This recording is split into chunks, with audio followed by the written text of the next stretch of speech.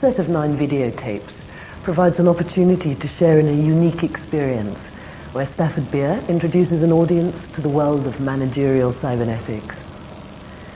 The event took place over 5 days in July 1994 at the Falcondale Hotel near Lampeter in Mid Wales. It was organised by the Liverpool Business School at John Moores University, where Stafford is Honorary Professor in Organisational Transformation and a Senior Fellow. The aim was to provide a video learning resource by recording discussions between Stafford and an audience that had little or no previous knowledge of the subject. Over the course of the event, Stafford explains the development of the subject from the initial scientific discovery of cybernetics. Through his own development of managerial cybernetics, he introduces the tools and models that he has created to offer an alternative approach to conventional management practice. The resulting material embraces the key principles and models that have previously been introduced in his 13 books and referred to in many of his published papers. This is the first learning resource where all these have been brought together in one integrated way. Managerial cybernetics continues to be the only available scientific and coherent account of effective managerial practice. Stafford provides numerous anecdotes, applications and insights from the perspective of practitioner, manager and scientist.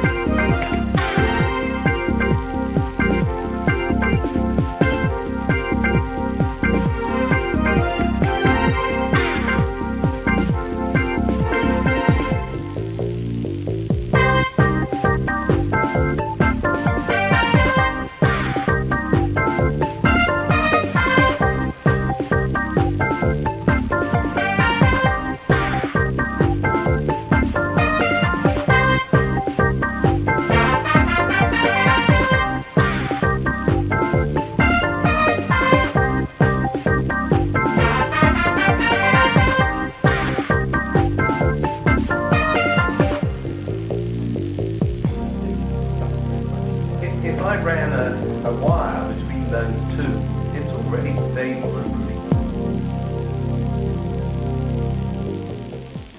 Session 7 begins with a discussion of how the teams are modelling their System 1 and organisational recursions. Significant time is used to review this stage of modelling, reflecting the importance of defining System 1s as they deliver the total system purpose. However, Systems 1 alone would not be sufficient to account for the total system viability. The remaining types of subsystems, Systems 2, 3, 4 and 5, are now added to the basic model and related to common management activities such as audits, resource allocation, scheduling, strategy and corporate planning. Each subsystem is also illustrated in the context being analysed by the study teams. Stafford shows how templates of various parts of the viable system model can be used to cut down on viability modelling time. The focus of this session is the group of subsystems comprising 1, 2, 3 and 3 star, which deals with the inside and now, and which is comparable to the human autonomic nervous system. Discussion of its properties leads to the principle that management should intervene only enough to maintain the coherence of the whole. So, let's start. I left you with that part of the diagram, and you were supposed to be trying to find out what the systems one were of your group, and I wondered if you'd like to begin by a quick rundown on that. Nominate a group, somebody. Well, the Welsh Parliament one. Right. We've got slight problems with it. A lot of problems. Because we're talking about Parliament, not government, so civil servants and all that is Out. Is part of the environment. And we thought that maybe constituencies might be system ones. Aren't you going to have any ministers? Or, yes. Or even political parties. Oh, well, yes, that's a different thing altogether, yes.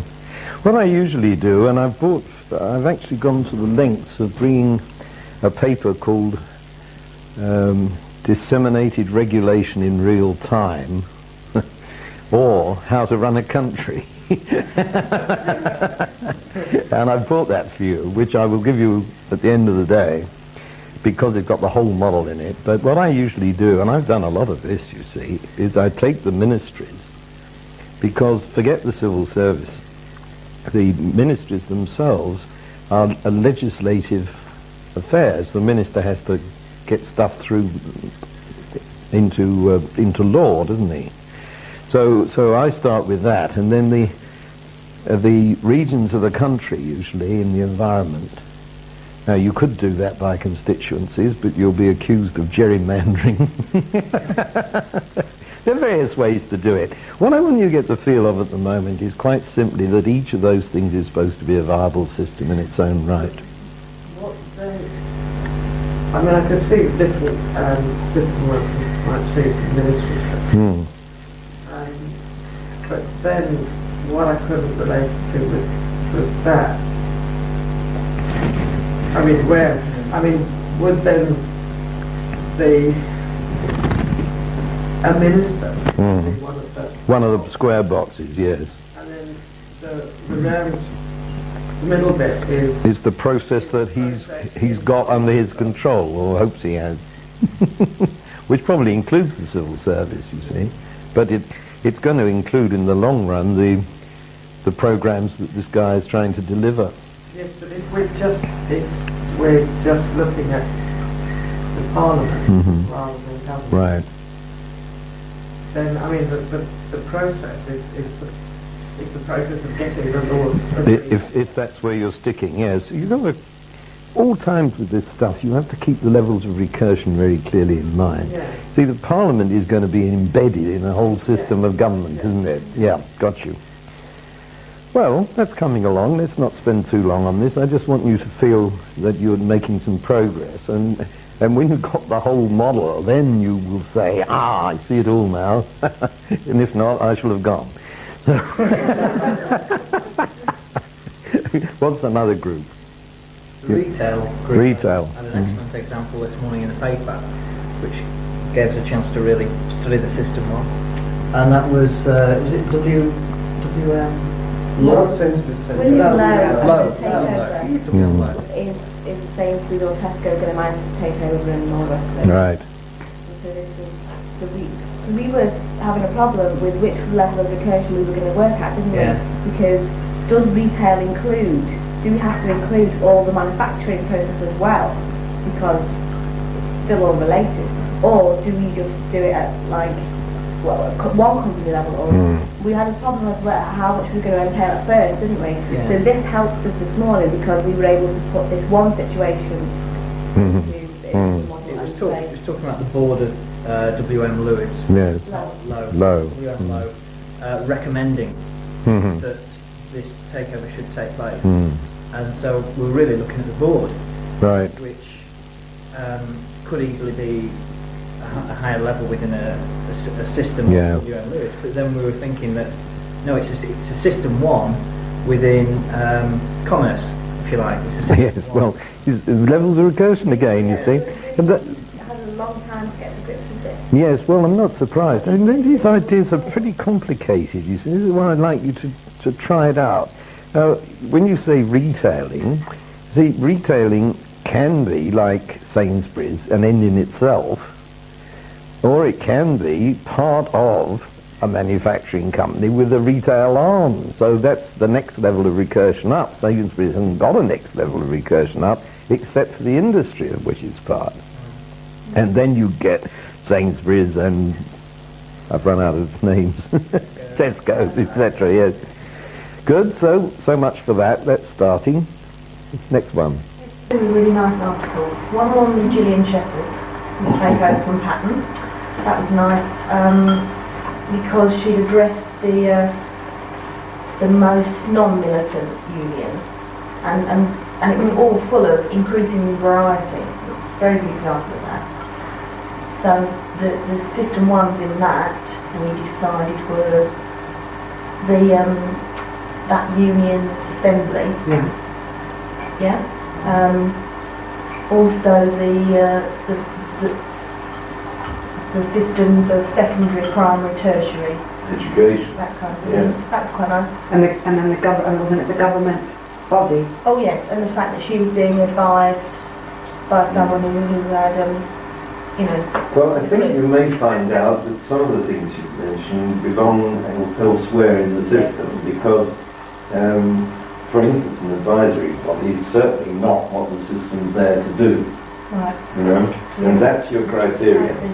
And always, please, when you do think you're focusing on the level of recursion you want to study, always look at the one lower down and the one higher up. Then you get a sense of being centered. That's very valuable tip. The other one was about success of boys against girls. Girls seem to be achieving better exam results, so they've decided to remove boys from the system and educate them in isolation. Who then? Well, one school in particular. That's not going to do it again any good, is it? One, no. This school in Sheffield, there's, although it's co-ed, it's having single-sex classes. Yeah. And they're teaching these skills, whereas there was also, in the same article, a good example of another school which has said, yes, boys don't perform because their language is poorer than the girls, they don't talk as much, their attitude is different, etc., etc. And they pinpointed these things and actually worked on them and said, well, instead of having hands up, let's have the answer. We'll always have them working in pairs, so they increase their language. And this is actually having a positive knock-on effect with standards. It sounds like it to me. I thought we seem to be going backwards, don't we? Incredible. Well, the simplest way to look at the education thing in the practical sense as distinct from government is obviously what you've included in that is to take primary, tertiary, primary, secondary, tertiary, further, and so on as branches of education, all of which are systems one. And then within that, you get to a particular school, for instance, and you're several layers down now, and now you've got forms, classes, whatever you're going to call them. And it makes a very neat model, this education one. We have another one? Probably the British way of that was quite awkward.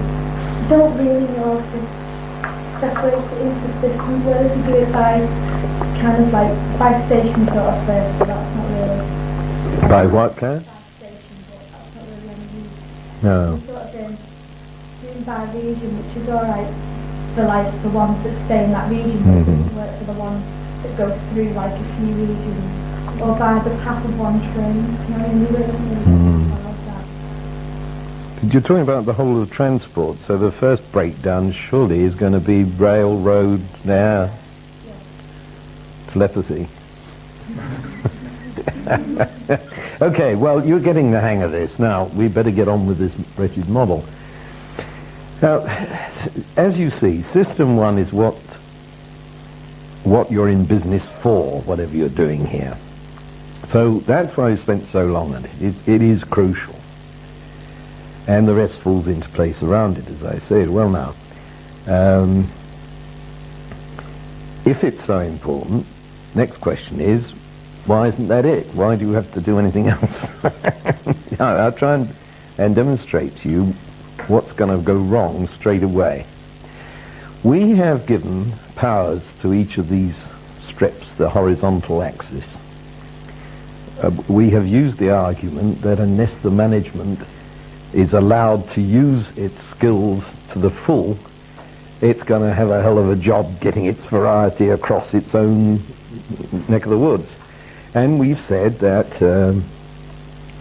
that people should have autonomy. And I hope you realize from this argument that autonomy is a relative thing and not an absolute thing, and that's why it's so damn difficult to handle in practice. It's a bit like the business of the viable system. We said that viable systems exist independently, and then we found out that, of course, we don't actually mean totally independently. And in this same way, we don't actually mean total freedom.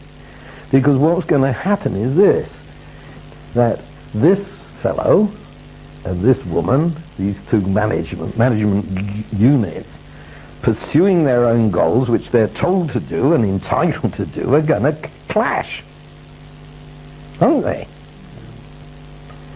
Now, let me give you, I want to make it as graphic as possible. I've mentioned steel several times because it's strongly connected. Iron, steel, rolling, you know, you go straight down from a chunk of ore to a piece of watch spring. Now, supposing you're in the middle, you're management in the middle of this, and you would then say, because you're trying to optimize your performance, you say to the previous department, I want 10 tons an hour, always, all the time, because that's going to keep me nicely moving. See?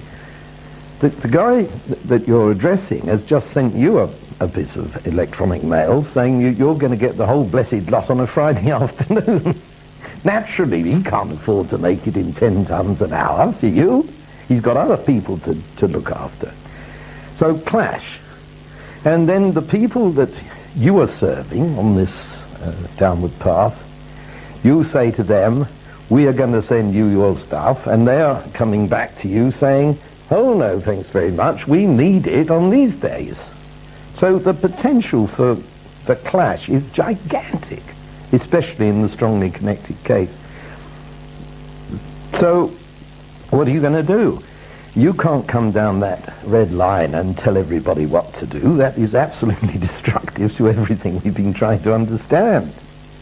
And that is the reason, you see, for System 2. Have I got another colour here? No, I think I'll stick to black here. System 2, which I depict like this,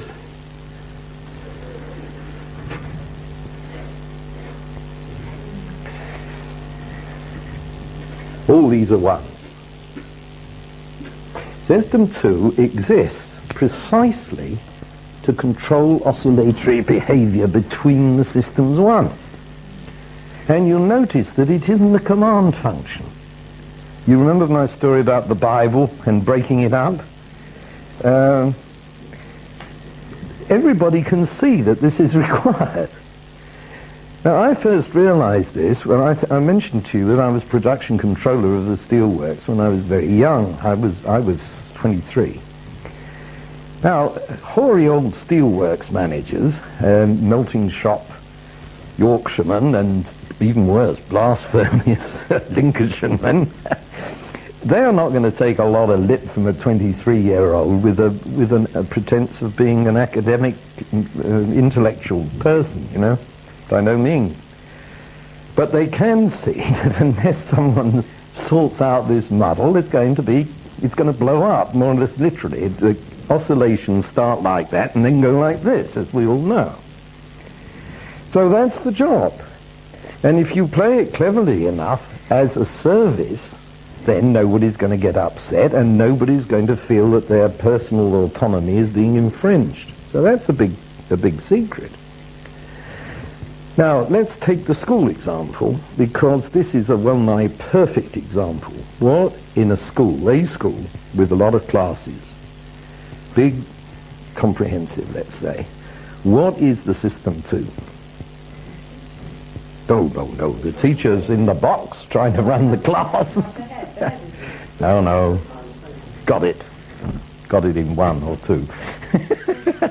Yes, The timetable is the thing that stops everybody arriving in one place simultaneously and saying, please sir, Miss told us to come here, and you've got 500 people trying to get in the same room, and all the teachers going somewhere else. I mean, good heavens. So this is a perfect example of that, and I never met a teacher who said, I'm victimized by the timetable, I'm not allowed to do my thing. For that reason, there are other reasons why teachers aren't allowed to do their thing. They're mostly called Mr. Patton, I think. However, the timetable is obviously a service. And if you are a teacher and you have to go to the dentist in a hurry, you look at the timetable and you say to your friend, I see you've got a free period, would you mind invigilating my class? And it's a really valuable service. So we've seen that in the steelworks, we've seen it in the, now what are the other projects? Retail. Where do you, well now we haven't yet established for sure which level of recursion you're at. Well, we started off when we originally looked at it at the level of an actual store. Yes. So store management, local management, imagine any DIY company. Yes. DIY company. DIY, I see. I was thinking you set me off on groceries, you know, with Tesco and so on. Yeah. Well, do you tell me what System 2 is then? Yeah, absolutely. Yeah. Absolutely. You can't have all the, all this butter here and no marge sort of thing. And if you look at the whole of Tesco's, you've got a very interesting example, because you've got all these stores dotted round in a region, let's say. It's probably a regional warehouse. And somebody has got to stop all that oscillating. You don't want all the butter in Hollandshaw and all the marge in Aberystwyth. So what's the next example we're trying? I'll get used to this in a minute. Transport. Well now, again, timetabling, obviously. Any more? Who else is with Claire? I don't want to pick on you. Oh, yes. Kathy, you try.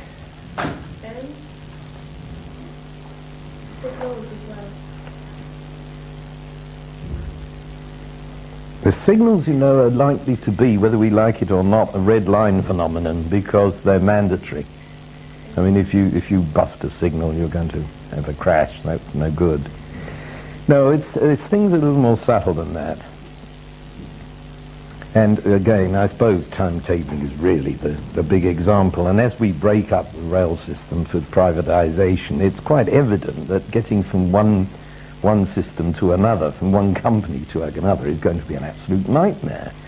Already, Lena found, she visits North Wales quite a lot. There's a bit of privatised railway up there, and they wouldn't tell her what intersects with British Rail. Didn't want to know. I mean, come on.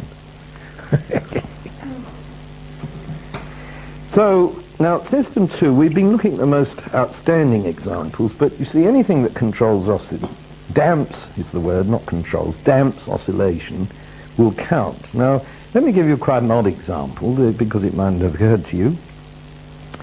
If you've got a big company of any sort, and the individual divisions or sub-companies, whatever they're going to be, inside that, pursuing their public image, they design letterheads. Now, if you've got one of those companies saying, our perception is that we have to be staid and respectable, and they do a sort of Super Harrod job on the letterhead and so on. And another company says we're after the youth and so forth, and has a big jazzy affair, and they both say members of the something group on the bottom, this isn't going to work. So that's why you have a thing called a house style, and you have to study the requirements of all the bits and come to some agreement. Now again, with any luck, that won't be imposed from above. What I should say, if I were the managing director of a group like that, is at the management meeting, I would say to all the bosses of the units, the Systems 1 that is, nominate somebody, each of you please, to a committee to discuss this. And we'll hire the best designer we can think of, and between them they come up with something, and this is passed around, and I've done this often actually. Works a treat. And nobody's going to accuse you of fascist behaviour if you play that, and that is a system too, because it's stopping the oscillations that would set in if everybody tries to outdo everybody else and spends a fortune on designers and letterheads and God knows what. Parliament the system to the procedures. I'm sorry, I forgot that, yes. Yes, well, yes, and the whip's office, you see, is going to be, now that's an interesting case, isn't it, because a lot of parliamentarians regard the whips as fascist bastards, and they're not supposed to be. They're supposed to be there to smooth business. So that's a very nice example. But rules of procedure, what do they call it in Westminster? The Erskine May, is it? Anyway, there's a book that you look up, and the precedents and all this kind of stuff, which is administered by the Speaker. And again, you see, the Speaker is part of system, is the sort of head of system 2 in Parliament, isn't she? Because although she occasionally does a red line job and says withdraw, throw him out, most of the time she's trying to damp oscillation, doing a very good job too, as far as I can see. We've been very lucky with our speakers. Do you think that who's that splendid Welsh chap before Betty Boothroyd? Tony Pandy, yes. I don't know why we can't get ministers we deserve. We've got speakers we deserve. It's system 2 in charge. It's not right. So now we've seen why we have to have a system 2. Do you think you've got that firmly? Because it's a very interesting thing and much misrepresented by people who try to use this model. They find the notion of anti-oscillation pretty complex. It is, but you grapple with it. So the result is that many people say it's the office function. Oh, good heavens, offices do all sorts of things, and I really annoys me to see this.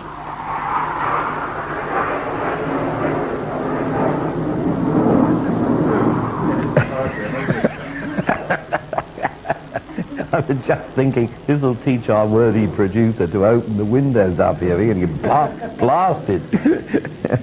Sorry, what did you say, Lee? Yes, you see, what I said to you yesterday was any line that appears on here is actually a loop, and I can't keep drawing loops all over the place because the system 2 is entering there and coming back out again. And actually, there's quite a complex thing going on at these interchanges. You'll find that when you get the full diagram, it's, good heavens, it's much more complicated than I'm drawing it. For instance, there is a triangle here in each case, which in the case of, for instance, of production control of the steelworks, these are local production controllers who own some sort of allegiance to this one because they're using a uniform kind of planning system, let's say, but also an allegiance across here. And one of the troubles with the old family tree organization chart, it became an item of faith that you couldn't have more than one boss. But this is clearly silly, in human affairs. In human affairs, we have all sorts of allegiances, and it's not that simple. That's why I said the family tree chart was a means for blaming, it's your fault, your fault, your fault, like that. Those triangles that you just drawn aren't like those triangles on the arrow over there now? Oh no, those are amplifiers. No, I beg your pardon. You see, there's a limited number of basic symbols that I use. The amoeba for environments, the circle for the process, the square for the management, and this triangle this way up for anti-oscillatory behavior. Now the green line has the triangle the other way up and looks like that. And that is system 3 star. Well, just a minute, we haven't got the system 3. Now I want to go on applying this rule that in trying to find out what the laws of viability actually are, what I did was say, I will look at what is necessary and sufficient. Now, system one is obviously necessary because without it you haven't got anything. And then asked the question, is that going to be sufficient? And we said no, because of oscillatory behavior setting in, we must have a system two. Now, can we stop there? Well, we could, but please note, there isn't anybody on the board at the moment who knows what's happening everywhere. Each of these people knows what he or she is up to, and probably knows something about the others, but not necessarily very much. Now, system three, oh, dear me. Let's try again. System 3 exists precisely because it has the overall view.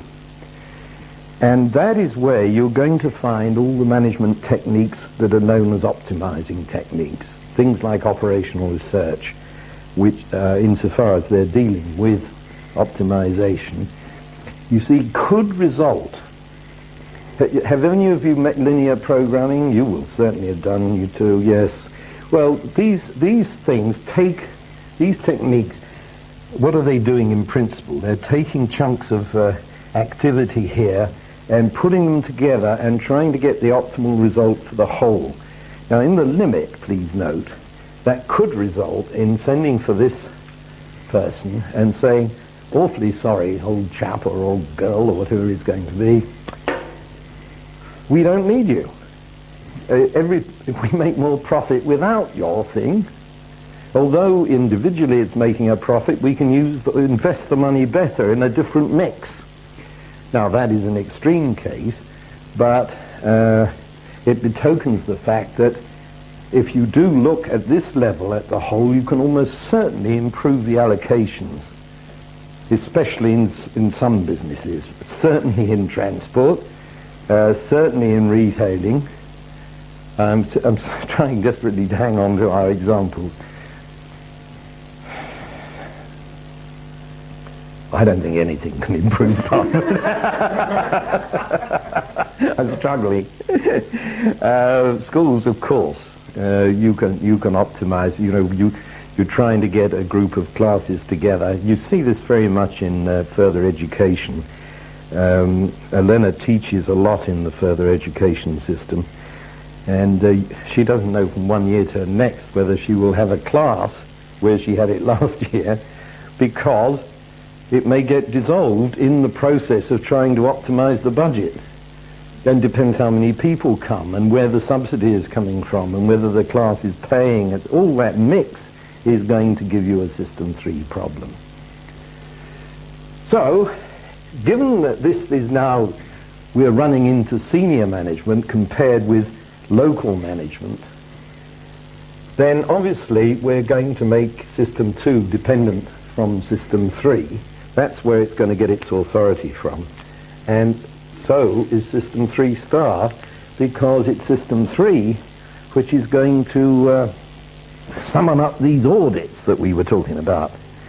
You're going to cause things to be examined, either financially or man management or electric motors we were on about. And that now is the autonomic part of this system. Now, why do I say autonomic? I've often mentioned that this all began by studying viability in the human body with the models of human physiology, and particularly the mathematical models of the central nervous system, which includes the brain, of course. Well, it's worth mentioning this, I think, because it fixes it in your mind quite well. This is the autonomic nervous system we're talking about, where the systems one are the major functions of the body, things like the liver system and the kidney system and the respiration system. And you'll notice that they are autonomic.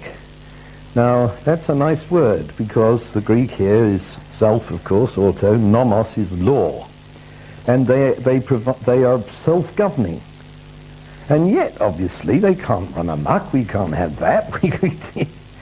So it fixes it clearly in your mind that what is the meaning of this word autonomy, that I'm very, very anxious gets full wearing in your thinking.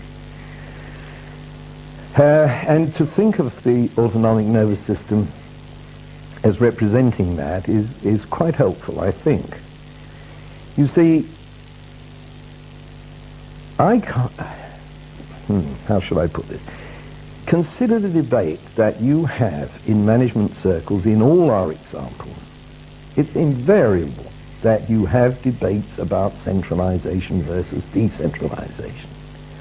And in our big institutions, it's come down to this, that you hire consultants and they say you are over-centralized, decentralized, and then the next time round you hire another lot of consultants and say you're very decentralized, this isn't the current wisdom, get more central. You have a joint buying policy, you'll save a lot of money. And this thing just goes back and forth like a pendulum. And I've really seen a lot of that in 40 years of this game.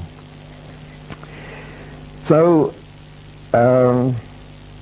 yes, what light does the central nervous system throw on that business of centralization and decentralization? Well, it's awfully obvious, isn't it? I'm talking to you, you're listening, bless you. We can't afford to take time off to remember to make our hearts pump or to breathe. If we did, we wouldn't be able to pay any attention. We'd say, oh my God, I've forgotten that. It's just ridiculous. So that is an autonomic function, and it goes on, and it's got requisite variety built into it, you see. On the other hand, if I say, there's my bus, I must catch it, I can go like that, suck in a whole lot of oxygen, totally interfering with the autonomy of the respiration system, you notice.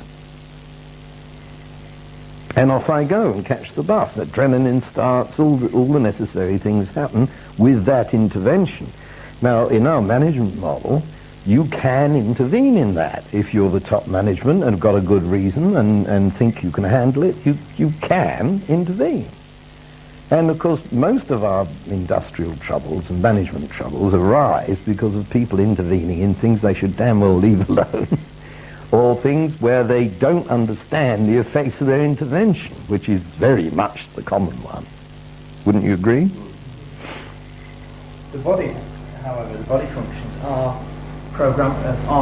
changeable. They're not, you don't start off with your life with one set of autonomous functions. That's right. And then they change throughout your life. That's what habits are. Things that you go from conscious thoughts to subconscious thoughts and become habits. I suppose vice versa it can happen as well. You can lose habits. It's not so easy. Yeah. So it should be the same in Dim Smiggy. Yes, well, it is, isn't it? I mean, you start saying this is how we do it around here, and before you know that's a useful habit at the start, and it ends up being a total resistance to any kind of change, and you go down the tubes. So you're quite right about that. I thought you were going to say that the body renews itself on a kind of 7-year cycle, you know, you renew all your cells. And I think that is really quite fascinating. Why am I still recognizable to someone I haven't seen for 10 years, given that I am totally reconstructed? So this really pinpoints the fact that systems are fundamentally a reflection of the relationships between the elements. That is what matters more than the elements themselves. That is why we were saying before, a hospital can be a hospital for sick children for hundreds of years, because all the elements are changing, but the relationships are firmly in place. Good. Well, now, that's the argument for autonomy. Don't interfere unless you know what you're doing and have good reasons and all the rest of it. So, in the Parliament thing, you mentioned the British Parliament as opposed to the wonderful Welsh Parliament we haven't got. 3 would be the government No. Trouble is, you see, we got a very difficult job of defining exactly what you're trying to mean by Parliament. I mean, it's under some definitions, 3 could be the bloke who runs the building. You see, leader of the house, maybe. Yes, that's a pretty good one. But again, we get back to whips, you see, fulfilling all these functions when they're only supposed to be System 2.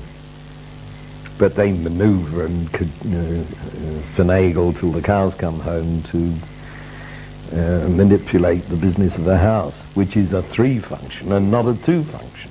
If you have a parliament, another constitutional parliament, would 3 be a head of state? No, we haven't got the MOO yet. Ah, right. No. You see, a head of state is hugely emblematic for one thing, and this is getting on with running things. Now, I often refer to this system 321. I often call it that, which is what we've got on the board. And what I describe it as in all my writings is inside and now. Meaning, this is what's going on inside our organisation, and it's in real time with a vengeance. And therefore, all the lines you see, all these homeostatic loops, ought to be in real time, and they never are. You've got awful lags and differential lags. Some things take longer than others to get through the system and so on. Oh boy. And all of this is so clear from a cybernetic point of view. If you go in to clean a place up, you can instantly see, once you've made this mapping onto the model, what you have to do. And that's really what I've spent my life doing, going around and, well, insofar as I've been using the VSM, I do other things. I get very tired of getting an albatross called the VSM around my neck. But yes, insofar as we are doing that, that is the trick. And I will move into a client's place, lie on the hotel floor in the bedroom in the small hours of the morning, making maps onto this model, and then go in and say, well, I can't understand how this works. And everybody goes white, and they think, who's the leak? Who's the spy? That's it really does happen all the time. It's a source of constant amusement to me. They've been trying to conceal this, but you can instantly see that System 2 hasn't got requisite variety, for example, you see. That's your criterion. And now we're well away from the problem of actually counting all these states, because we know what it means, and we can see that if you have a production control department of 3 men to save money, with no computers but a planning board to save money, and then you're trying to run the whole steelworks, it's not going to work. You see, requisite variety, come off it. And yet that's what they do. People were always saying to me at this practical level of business, which I haven't dealt with much in recent years because I've been working so much for government, they're always saying to me, we want a cheap and effective system. And this is practically an oxymoron, you see, because the more complex the business, the more complex it's just there. I'm sorry, it'd be very nice to. Now, there are simplifying things, of course, which come under the heading of amplification. One of my favourite thoughts about that is traffic. If everybody got onto the roads in motor cars and drove all over the place, there'd be instant chaos. And we have this thing called the rule of the road. And we drive on the left. If you're French, you drive on the right. But so long as everybody agrees which, there's all these jokes about the Channel Tunnel. What happens in the middle? Anyway, this rule of the road is a huge amplifier, isn't it? Because for one simple statement, keep left, you get a huge amount of regulatory power. You just think of what... I suppose nobody had stumbled on that.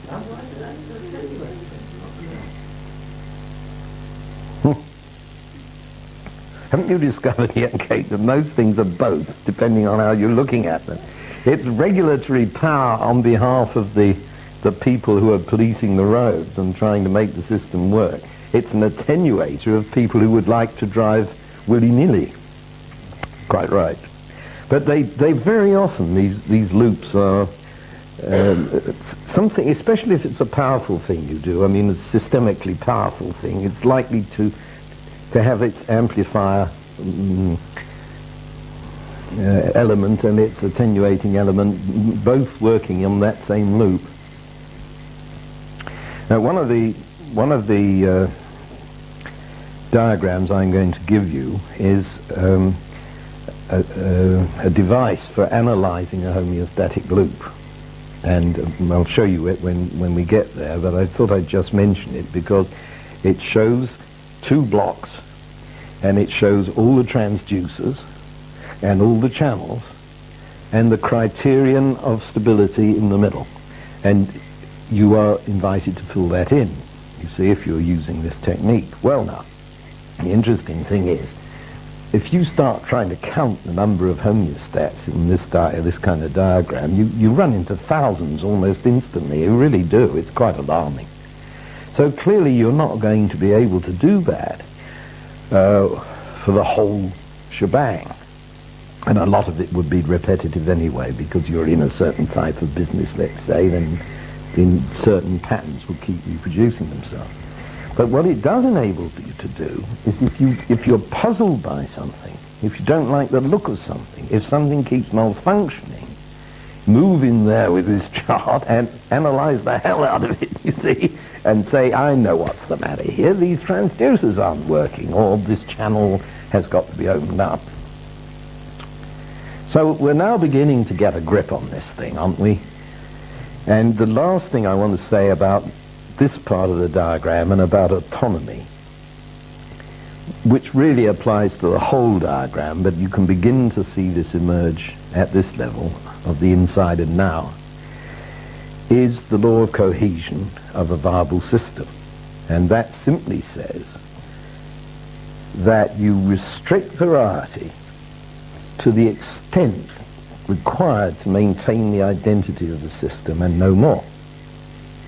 Now, if you can adhere to that rule, you see that it gives you the okay to take away from people's autonomy, but only if that action is justified by coherent identity of the whole. And so many things where we intervene with people of authority don't have that sanction. When you analyze them, there's just interference, for God's sake. So that's what we want to bear in mind. Now, automatically that means that you have to drive decision down. You have to drive decision down the system to the smallest, most junior, trivial level where it can satisfactorily be taken. And what is the criterion for that? Have they got the information? If they can't, if you've got someone who's very junior and hasn't got the information to take the decision, then a decision has to rise in the organization. But you see, in real life, decisions rise in the organization for all sorts of bogus reasons, such as I'm not touching this with let somebody else put his head on the chop. But that's not good cybernetics. It works the other way as well. It does. They don't let people put their head on the Yeah, chop. it does. Perhaps they should be. Absolutely. To do so. Absolutely. Well, I'd like you to remember that point, Glenn. In a little while we shall come to something where that is, I've caused an awful lot of trouble by my views on that very point. So much for the inside and now. Now what does that suggest? We are dealing necessary and sufficient conditions for viability. We've got the inside and now sorted out. Can we leave it at that? If it's important, this identity, we need a boundary for the system. Yes, that's true. But we began by considering that, Kate, because, you know, we said we've got to know what we're talking about. So you've got a boundary, well, the boundary of this paper would do.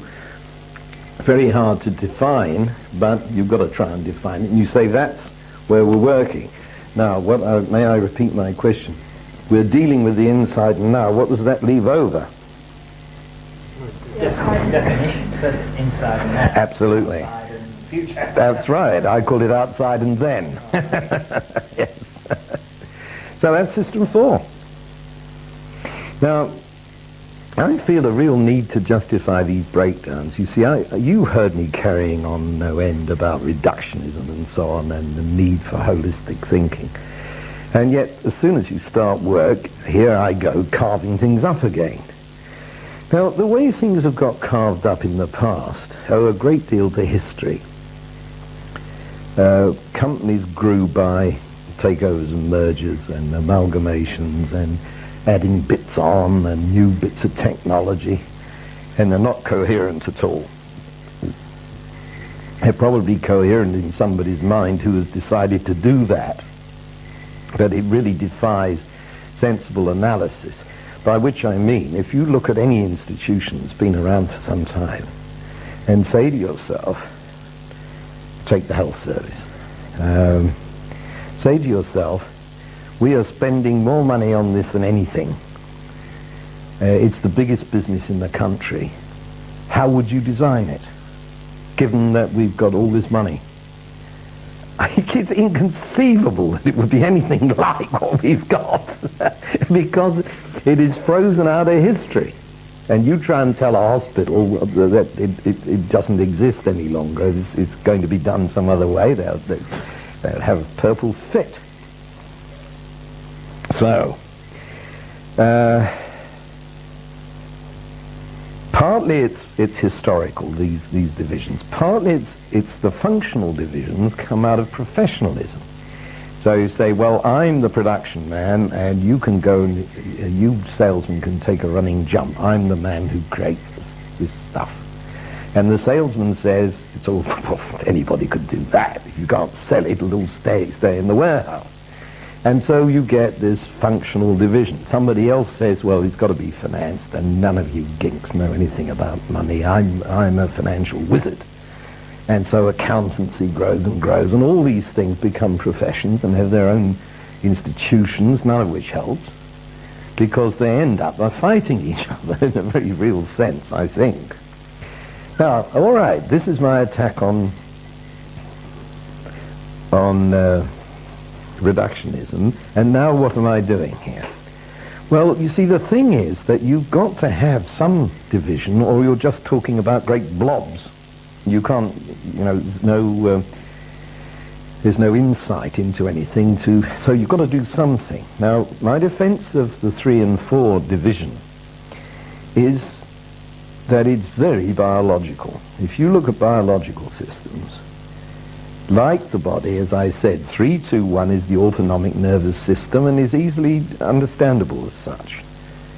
4 is easily understandable as the whole sensory system and the midbrain and limbic system, so-called, that sits on top of the old part of the brain. Now, this stuff ends about here. It's the spinal cord ending in the medulla pons, the bulb at the top, and the cerebellum, which is the thing that keeps you upright and stops you falling over and so on with a bit of luck.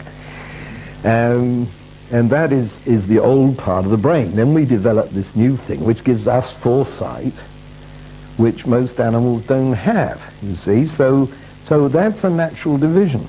If you look at whole species, you find that the reproductive system is in there to keep the species going beyond the individuals. And that it really is a rather separate system from the one that keeps the individual alive. So I argue that if you've got to make a break, this is a pretty clever and sensible and understandable way of doing it. And so I come along with System 4. Now, please realize that this is not a hierarchy. Because it's drawn like it's drawn, people think it's a hierarchy. It never intended to be a hierarchy.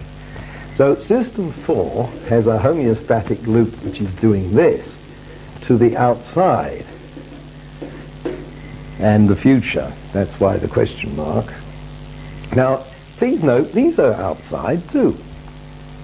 But these outsides are defined in terms of what each of these people is doing. So the totality of the company, of the company's environment, is this. It includes these outsides, and it includes a bigger outside that they're too localized to recognize, but which the company as a whole must recognize, and an unknown future. Now don't forget, this is recursive. These people also have an unknown future, which is in there. The whole model is reproducible, don't forget, at the next level of recursion. So these people quite happily looking at their environment, saying we don't know everything about this and we don't know what the future holds and so on. But what I'm emphatic about is the awful mistake that people constantly make of thinking that the addition of the systems 4 of the constituent systems 1, are you with me, is that sum is the company's environment. And clearly it isn't. I mean, even the simple Venn diagram here about the amount of space we're using up, there's whole acres of stuff here which only the totality is going to be addressing. No, I mean, to try and make this more real, if let's suppose that we are dealing with an insurance company, and these horizontal lines are manufacturer's life in Canada, manufacturer's life in the United States, manufacturer's life in England, manufacturer's life in Hong Kong, all of which actually exist, by the way. Now, those local managers couldn't care less about the rest of the world or whether to set one up in Borneo. It's nothing to do with them. If you're running the Canadian enterprise, you could think whether you should have an extra office in Saskatchewan. But you wouldn't be thinking, well, perhaps we ought to have an office in Florida, except that you wouldn't get away with it good. So,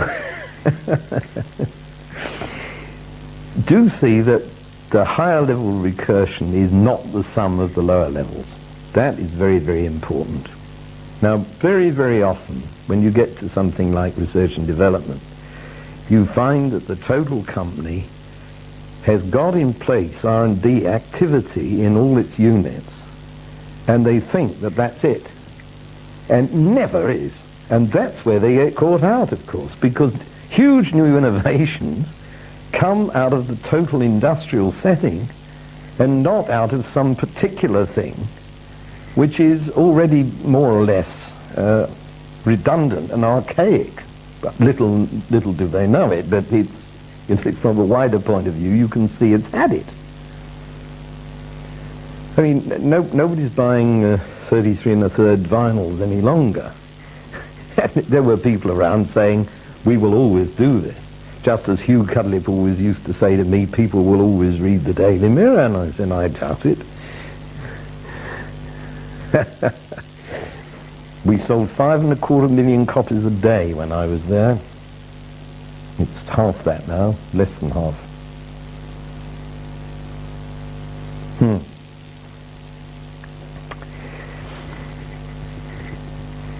So, what are you going to find in System 4?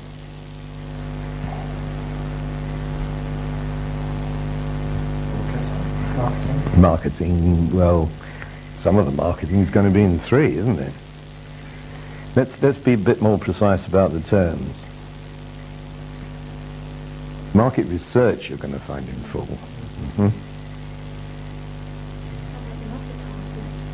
Advertising is certainly on that loop.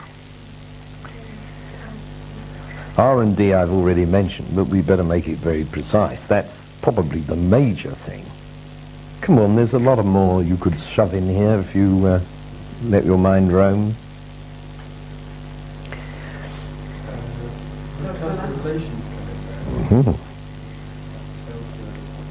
Absolutely, and of course customer relations come in at this next level down System 4. They've got to look to their customers, but there's going to be an overall customer relations problem. Policy, with a bit of luck. which is going to come out of System 4. What's the body of people that set like safety standards and things? Ah, well, that's very interesting, because I reckon that a thing like that has to come out of the ethos right at the top of the organisation. But you know very well where safety is going to be dealt with in this model, don't you, Catherine?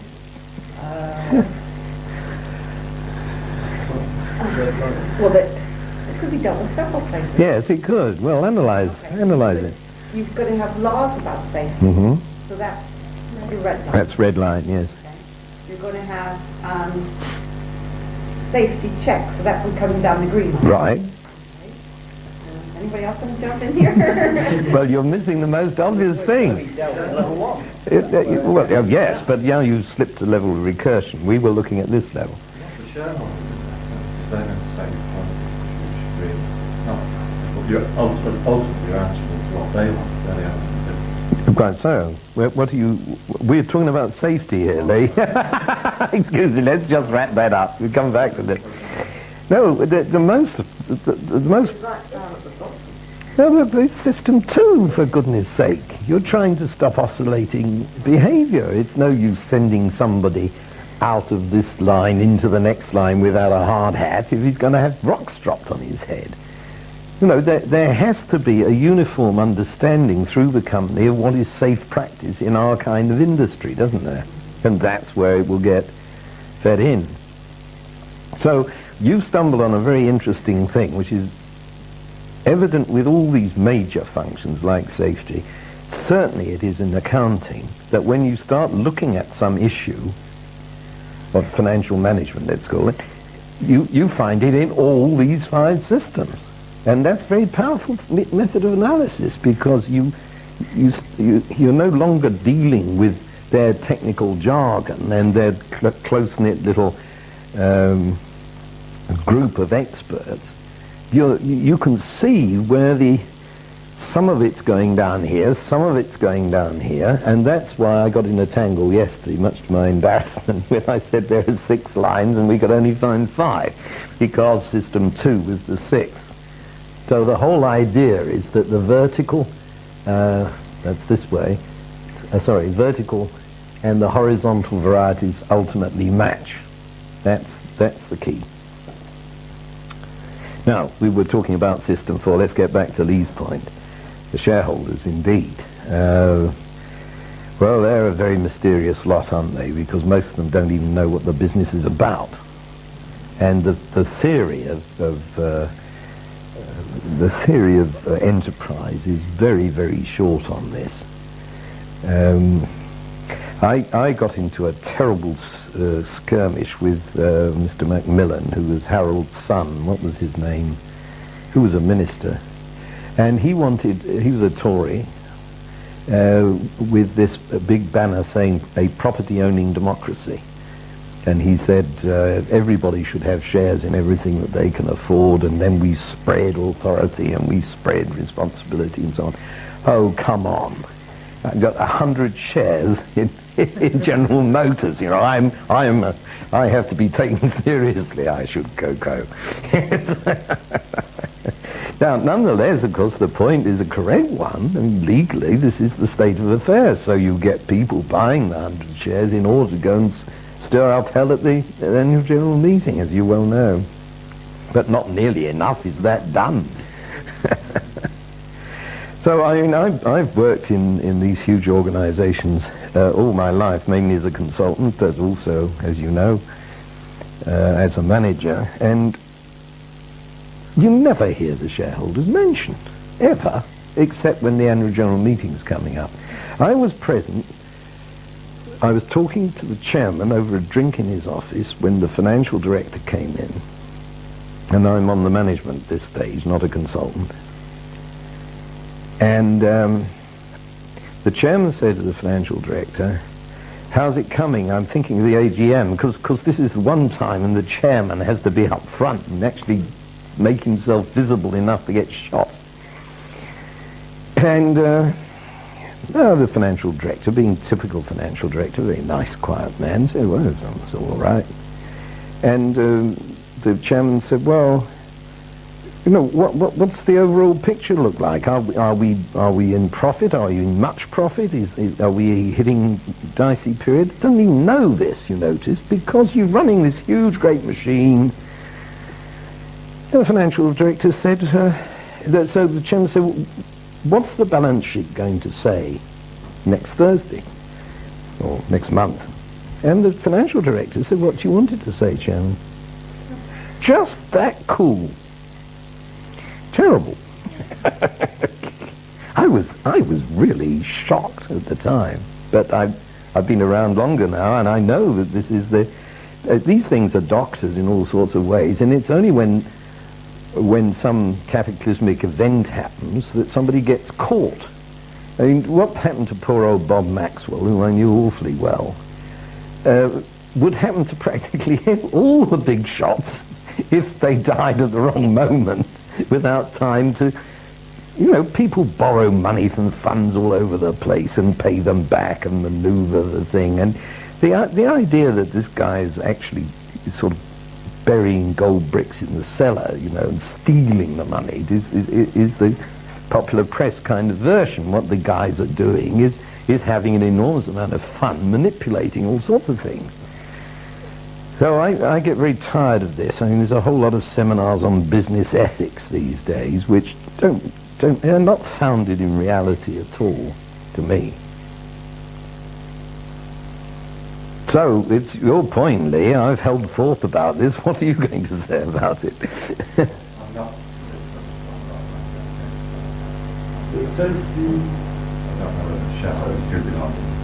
Well, they should do, is the short answer, but they're marginalised. Don't stockholders just see the company, or generally see the company as a black box, though? Your input is £2.50 per share. Absolutely, absolutely. I did say that most of them don't know what the company does, and that applies even to the extent of external directors, you know. I said to one very famous lord, whose name was bought, you see, to put on the letterhead, I said, according to Who's Who, Tony, you are a director of 47 companies. Do you really think you could tell me what they all do? He said, don't ask silly questions, have another drink. How could he? No, not requisite variety, you see. You just take your little fee, look down the balance sheet, say, well, that seems to be healthy enough. Problem here. We keep talking about organisations, and the level 4 seems to be very high level, talking about shareholders and advertising, market research, whatever. If you were somewhere lower down in your manufacturing company, so you're in a different level of recursion. So what you've got is on your system 1 is a group of machines working autonomously. Okay. What would the system 4 be there? Well, it's it's this one. See, the way I draw this, let me try and put this in. I'll put it in, I've run out of colours. I'll put this in red so that you can see it. Inside this box, which we now know as System 1, at the next level of recursion, is 5, 4, 3, 2, 3 star.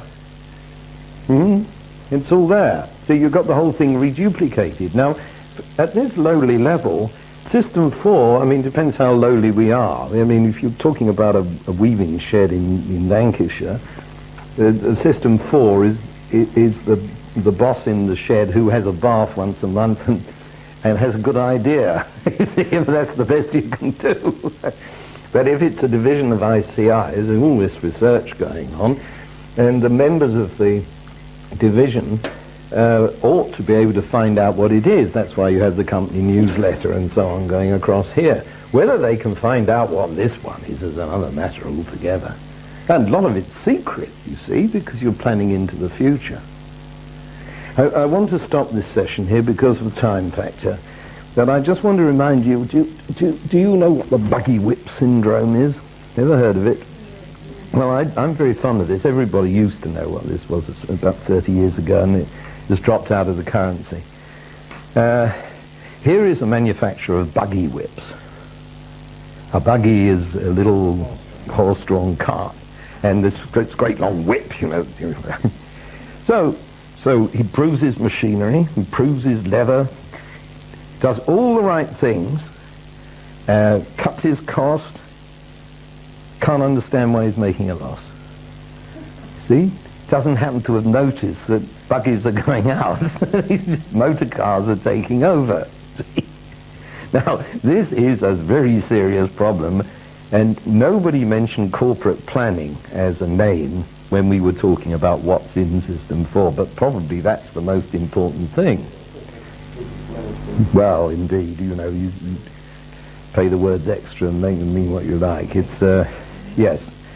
I think in my nomenclature I have strategy at level 3, and I call 4 developmental and 5 normative. So we haven't got 5 yet. Let's put it in for the sake of completeness. You see, we've got these two things being the inside and now and the outside and then.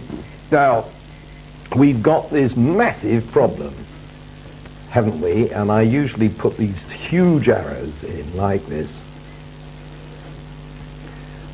What is this that I'm drawing, folks?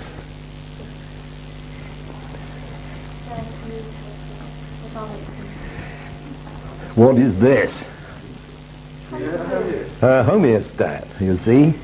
Now, the problem is, you have got to balance your investment, and I don't just mean money, I mean time, care, attention, talent, in between keeping the show on the road and looking out in a rapidly changing world. And this is no easy task.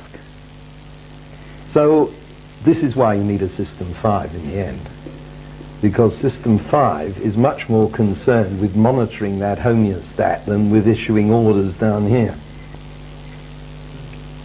Let's leave it at that, and then we'll blow this up and have a good look at it after the break. Thank you.